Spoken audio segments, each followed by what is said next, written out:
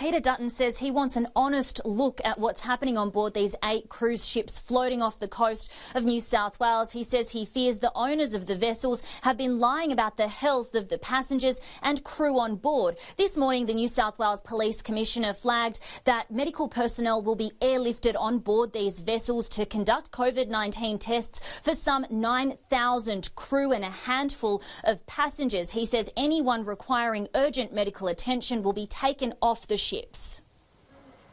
If the crew is fit and healthy, then I have no hesitation in asking Minister Dutton or Border Force to enforce the orders to make them to leave our shores. So I spoke about it a couple of days ago. The Australian Federal Government had issued a warning to these ships to leave Australian waters.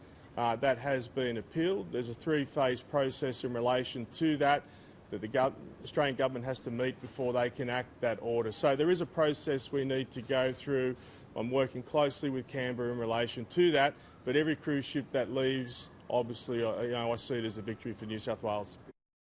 Some of these ships will move off and go back to their port of origin.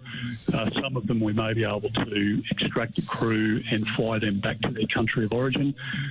Some of them, because they've been out there for more than 14 days, there's no presence of COVID-19 on board. Others we do have a concern about, but it's clear that some of the companies have been lying about the situation of the health of passengers and crew on board. So what we've agreed to do with New South Wales is to look at each of the vessels.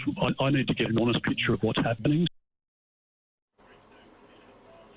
Tom, the most recent death here in New South Wales, a 67-year-old woman. She's the 5th person in the state to die that's linked to the Ruby Princess, the now infamous vessel that was allowed to dock in Sydney 2 weeks ago. There have been 116 new and confirmed cases of COVID-19 here in the state in the last 24 hours. Those numbers slightly down from the 150 we saw yesterday. But as you mentioned, these numbers are going to jump. They're going to vary until we really see if the curve is flattening. Tom, we have also seen an increase in the human-to-human transmission cases of this virus, now over 300. So that's something that authorities here in New South Wales will also be focusing on.